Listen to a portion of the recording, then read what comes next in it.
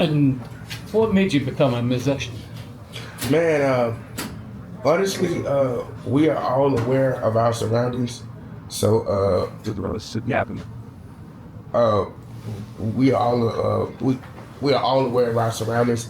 And in my surroundings, I was surrounded by musicians 24/7 from my mom's side of the family, who are preachers and deacons and guitar players in church, to the blues band I grew up beside. So yeah, pretty much yeah. And what does blues mean to you? Blues is simply life. That's all blues is. You can't fake it. You can't. Yeah, that's pretty much it. It's simply life.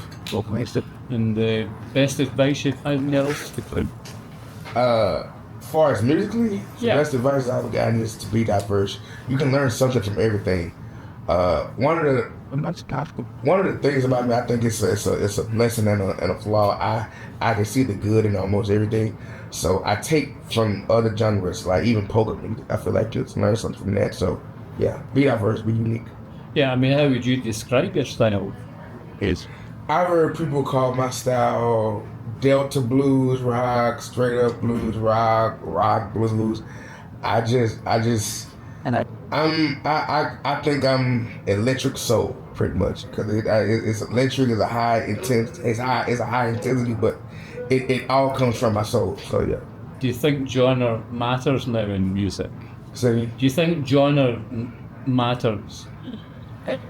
I think it only matters if you want to categorize yourself. Me, on the other hand, I'm not gonna do that. You know, I blues is my base, of course, but you know, it ain't no secret that I'm influenced by a bunch of other things. But you know, yeah. And what about sinners? What about Sinners? Yeah. What could I say? I just seen the movie like maybe 2 or 3 weeks ago.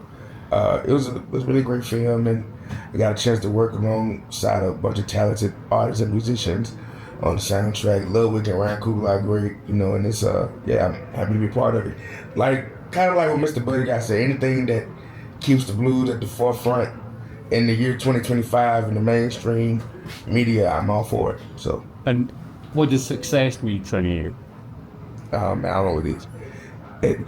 Contrary to popular belief, I really don't pay attention to none of this. I just ride the wave, because if you act too high and mighty, all of this can be taken from you. So I try to just not notice it, you know. Exactly. Yeah. And what about the future? What's the next album? Next question. Okay, well, I'm gonna just say this. Well, everybody knows that we just started my own label, Red Zero Records. Yeah. My new release, can't say when, but very soon. That's all I'm saying. Very soon.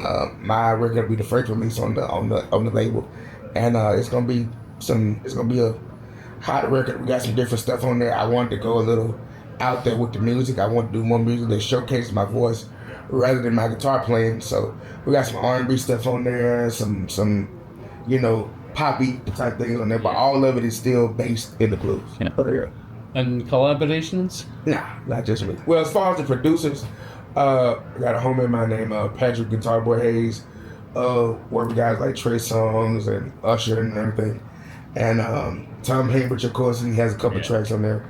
A friend of mine named Nick Golston, who produced the rock and roll track that I did for my mom on 662, got a couple of songs by him. So those are probably the only collaboration with everybody else. Everything else saw me. One last thing. What do you want to say to the Blues Matters readership?